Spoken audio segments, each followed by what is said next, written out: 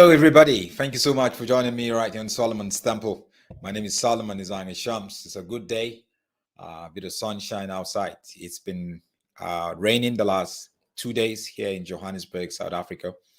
And even yesterday, we had to ride our bikes. Unfortunately, we lost one of our residents where I stay. A week ago, he was riding and he was hit by a car very early in the morning. Him and his friend. The friend is still in hospital and he passed away. People that just love cycling, and we that drive, we need to be extremely careful when we're driving, around them. And fortunately, I'm glad that I just got the idea. God just said, look, organize a memorial ride for Andre. And that's what we did. His wife was there, which is really a good thing. So may his soul rest in peace. But thank you so much, everyone who is here on this beautiful day. Please make sure you use a comment section in commenting on the topic, disagreeing, agreeing, engage one another respectfully, please. And also do not forget to subscribe to the YouTube channel. That is Solomon's Temple. Make sure you also visit our website, unclesolomon.com. There's quite a lot of great content there for you to consume. Thank you again. I see Travis, all the way from the USA. Great to have you here, my fellow Berian. Kali Diva from Palm Spring. Good to have you here. OG says, hi, Uncle Solomon. Finally caught you live. Great. It's so great to have you here too, brother. Yolanda from Tanzania. Good to have you here, sister. This morning is the coldest since winter here in Atlanta. Wow, 22 degrees. The Chi Willett. Awesome to have you here, Benny. So glad to have you here, Eddie. And was here. Calvin is also here. Good to have everybody. Good to have everybody from Middleburg, Mishok. Awesome. So I just got, this is just like news straight out of the port. Is still fresh, and a lot happened last year. We know the issue of Bushiri and his extradition. A lot of people are aware of the story. Obviously, Bushiri was arrested here with his wife and 3 other people, and after a couple of days, a couple of weeks or so in prison, in police cell, he was given a bail of 200,000 South African rand. And the charges were there, and he was told never to leave the city. If he leaves the city or the province, he needs to notify the police. His passports were taken. He was given a bail of 200,000. He had to put some surety, but then he jumped bail. Mysteriously, he appeared in Malawi. And the charges he's facing here are very severe. Though he was a very popular figure in South Africa, followed by so many people and believed by some, it created a huge sort of like diplomatic drama or political drama for the government to maintain, and the police. How did he get away? Why did he get away? Why was he even given bail based on the charges that he was facing? Or was he supposed to be given bail? Whilst he arrived from Malawi, he kept obviously talking all over, saying, no, he didn't jump bail. He didn't leave because he was afraid of prosecution. He left because his life was in danger. So he now created a whole sort of like lie to cover up why he left. He knew the charges against him was going to put him in jail for a very long time.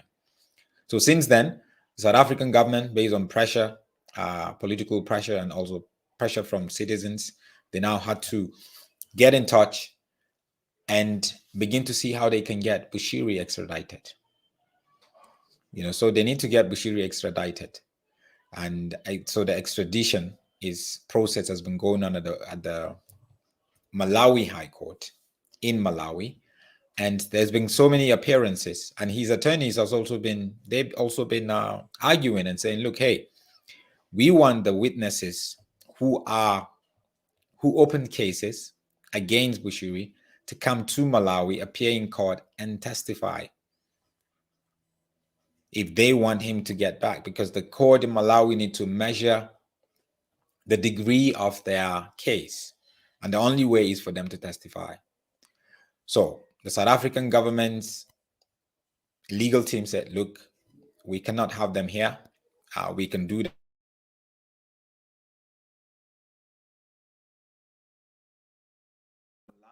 We can do that online, and they refused, right? So now it's gone on to it's gone on to a place where they have now become they now presented all that they have, rather. That is the South African government, who is the applicant, and Bushiri, who is the defendant. And they now presented all their facts. Bushiri went and argued his life in South Africa was in danger. The police are harassing him. The Hawks, which is a special unit of the police, were harassing him. Allegations that are in court, and also cases opened by several people with the police. These are all lies, according to him. He had done nothing to deserve to be arrested, nor deserve to go to jail. And that's Bushiri we're talking about, a prolific liar of note, a false deceptor and false prophet who is totally ungodly. So he went on and argued the case. So they finished arguing the case, and now on Tuesday, that is in 2 days' time,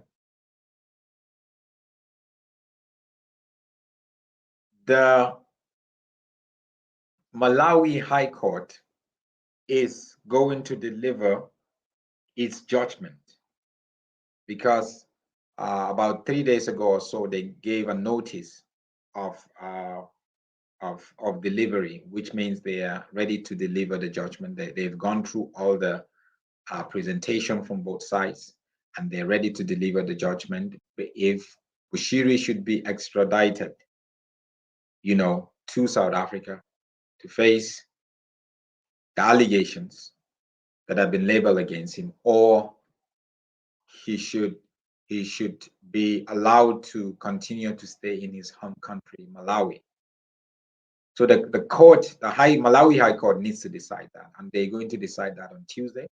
The judge is going to present his judgment, whether to send him back to South Africa or to keep him in Malawi. And he's going to also back up and explain why he's making that judgment. I made this judgment because of this factor, because of that factor, because of that.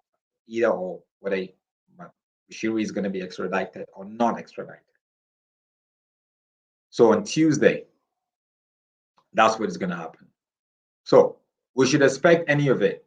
Either Bushiri is going to be told, come back here, or Bushiri is going to be told, no, you can continue to stay in Malawi, because the case of the South African government is not so strong.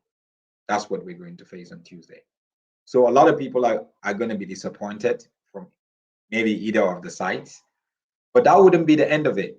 Whatever judgment is going to be made on Tuesday, going to be given on Tuesday, expect that whoever lost would push to take the case to the Supreme Court in Malawi, or the Constitutional Court in Malawi. That wouldn't be the end of it. Before they even take it to the Supreme Court or the Constitutional Court, they would appeal. They would put on. They would appeal the judgment, so they would get leave to appeal the judgment still in the High Court, for the same judge to re-look at the case again. Why they feel maybe they will come in on with new evidences, or maybe they can pinpoint areas where the judge, in his delivery of his judgment, failed to acknowledge or didn't see. So that's what's going to happen. And a lot of that is going to go a long way in setting the tone to see and to have an understanding whether Bushiri is going to be extradited or not. So the Malawi High Court on Tuesday will give the judgment. So we have to watch out for that. That would define a lot for a lot of people. A lot of people will be hoping, especially from the South African side. We'll be hoping, even Malawi side, we're hoping that he's extradited back to South Africa so he can face the charges that he has in court. That's very important. Very, very important. So we have a we have to face all of that. And that wouldn't be the end of it, like I told you. Bushiri, if the case doesn't go his way, he's going to fight tooth and nail. I've been telling people, I said, look, don't expect Bushiri to ever come back to South Africa. The only way Bushiri is going to come back to South Africa is maybe when you arrest him somewhere in some other country, or you go in there and take him without his knowledge, and bring him down here. He would do everything. He would put in and spend any money to not come back to South Africa. He is aware that if he gets back to South Africa and he faces all the charges that is there against him, he's going to be prosecuted, and he's going to be sentenced, and he's going to go away for a long time. He's going to stay in prison for a long time. I promise you that. That's why he ran away. He knew that he was headed. His chances of heading to prison are very, very high. And he's just what, 38 now? To spend the next maybe 10, 15 years in prison. You will come out, everything is destroyed. The empire that he has built, because that's not a church. The empire, the business that he has built has been ravaged. Everybody gone. Reputation shattered. But he's not going to avoid that, I promise you. Whatever happens, God's judgment is going to come upon him, either now or later. It happened to TB Joshua. God's judgment came upon him. 10, 15 years ago, people were telling me, Solomon, if he's not of God, why don't God just take him, just deal with him and all that? I said, God doesn't work that way. Your timetable is totally different from God's timetable. The way that you want things done is totally different from the way God wants things done. He knows what's best. He knows what's best. So we're going to keep our fingers crossed for Tuesday. As soon as I get the judgment on Tuesday, I'm definitely going to come on and give you some sort of feedback around that judgment. But Bushiri can keep running and keep hiding, but he's not going to be able to run away. Mosima says he can run all he likes, but the righteous judge shall get him in the end. That's just the whole of it. People don't understand that if I do something wrong, even if I don't get caught, even if the police get me and take me to court and I don't get sentenced or prosecuted, I wasn't found guilty, it doesn't mean that there's no righteous judgment. It doesn't mean that God as a judge will let go. That's the way his kingdom operates. That's the way he operates with the people that he creates, not just Christians, everybody. So there's no place to run. There's no place to run.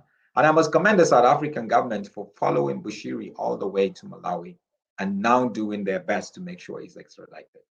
If the judgment on Tuesday doesn't go their way, they would definitely going to look at appealing it or taking it to the Supreme Court, or taking it to the Constitutional Court. But one thing you for sure is whatever happens, even in the future, Bushiri, if he remains in Malawi, he's not going to be able to step out of the territory of Malawi. Because once he does that, there is a warrant of arrest by the Interpol already into so many nations that once he steps in there, he's going to be arrested. Straight. He's going to be arrested. I see she's saying exactly he needs to face the charges here in South Africa. Yeah, he's avoiding saying he's not going to come and face the charges. That they need to send the people who are accusing him of whatever to Malawi. I mean, if they send all these witnesses, all these people who open cases against him, they're going to be intimidated right from the airport. Trust me. Bushiri is that powerful. Bushiri is that powerful. He is now, I saw his photos now trying to say that he's giving people food, and because of the recent disaster that happened in Malawi, he's supplying food to people and all that. Bushiri knows how to do good PR. He is like Lucy Natasha. Very empty people. Everything they do, everything they post on social media, any video they post, is because they're trying to deceive people, for people to think this is who they are. They are generous, they are philanthropic, they are anointed, but they are not in any way that way. Not in any way. Just off the record, Refilo is asking, the bike guy accident, is it the famous brand's executive? Yes, that's the famous. I wish I loaded some of the pictures. I wish that, like I was saying, one of the residents around where I live, was involved in an accident. He was riding with his friend early morning. They love to ride, and then a car just came from nowhere and hit them. And the friend is in the hospital, but he passed away. So the Sunday, that was not last week Saturday. Then the Sunday, the next day, something in me, God just said, "Look, Solomon, organize a memorial ride for him." And now organize a memorial ride. So many bikers and cars came in yesterday. It was raining, but a lot of people turned out. Flowers, we went there, and she also came, which was a good thing. Sharon, and she spoke.